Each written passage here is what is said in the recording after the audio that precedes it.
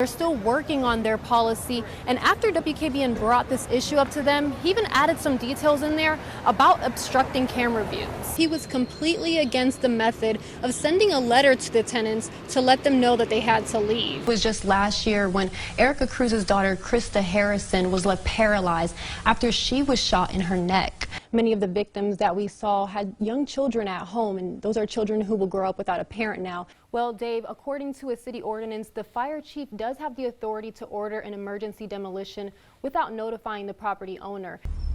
It was May 25th when Boardman police were called out to reports of a bank robbery. Philadelphia saw 497 fatal shootings.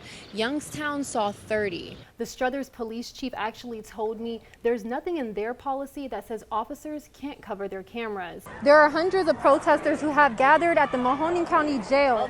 I know it's a little bit hard to see, but they're standing on the walls and they're chanting, "No justice, no peace." Jen, you also spoke with a lot of witnesses, one of them sharing a very gruesome video that we will not be showing on air because it is very graphic. Can you explain what you saw in that with what that witness shared with you? Yes, again, it's very graphic what he experienced or what he witnessed.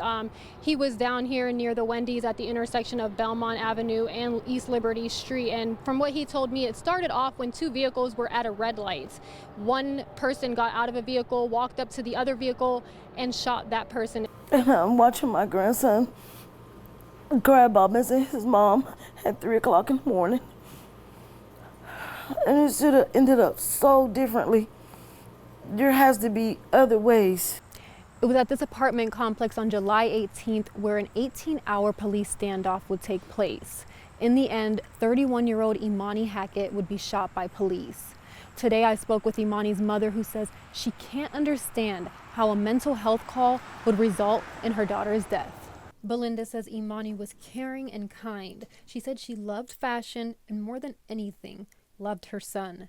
Belinda says Imani struggled with mental illness and was having a mental health episode when police were called to her home.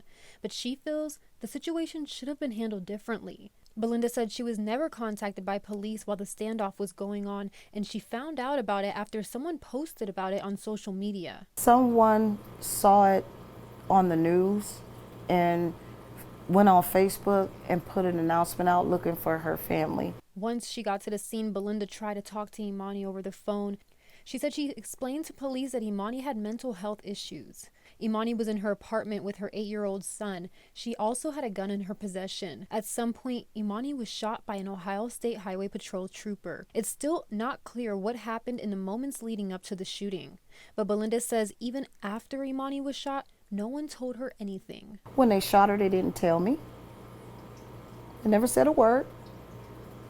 They came back with my grandson, and we asked, well, where's my daughter? Where's Imani? We don't have no information on that. I heard gunfire. Is she okay? Did she get shot? We don't have no information on that. Belinda says her family wasn't allowed in the hospital, and it was days before she knew what happened to her daughter. Imani had been shot twice, once in the neck and once in the face. A week and a half after the shooting, Belinda was finally able to see Imani. But she says she never woke up after the shooting.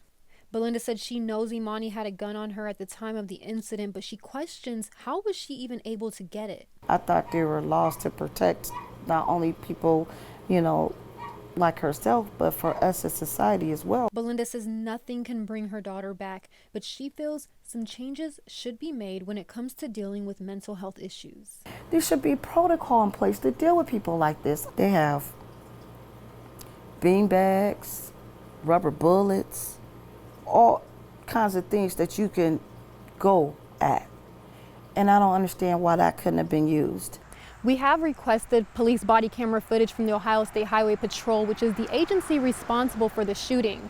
As of today, September 1st, we have not received that footage.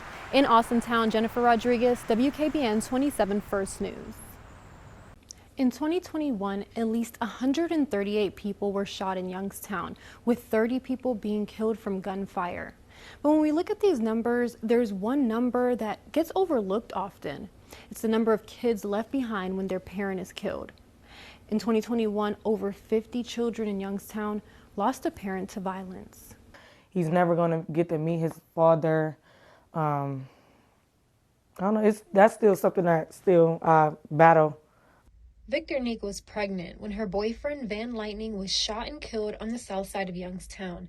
She said they were happy to be expecting a baby boy. He didn't have a son, so he always wanted to experience a son. So this is his first and only son.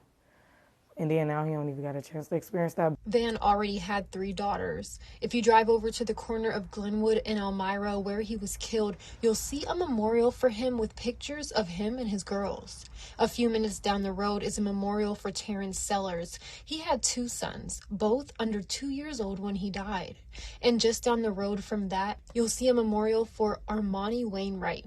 She had 3 kids. In the past 4 years, more than 160 children lost a parent to violence in Youngstown. Victor Neek says she shows her son pictures and videos of Van to show him who he was. I still think daily like my son, dad is just gone. And it was for something so petty that didn't even make sense to me. And he's just gone for no reason. She said she hopes people will take a message from this. You have to really focus on your kids because any wrong move, any choice, any decision you make is going to affect your kids. All of this is not worth it at all. It's not. To have somebody, father, taken away from them for the rest of their life.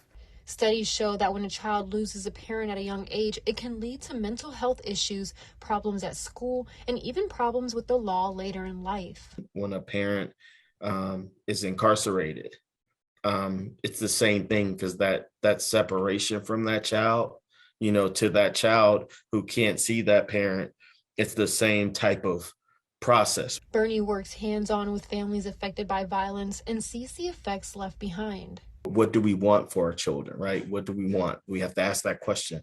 What do you want? Where do you want your child to be? Bernie says Serve is a good resource for anyone who's been affected by violence, but also for anyone who may be looking to turn their life around and doesn't know where to start. Reporting in Youngstown, Jennifer Rodriguez, WKBN 27 First News.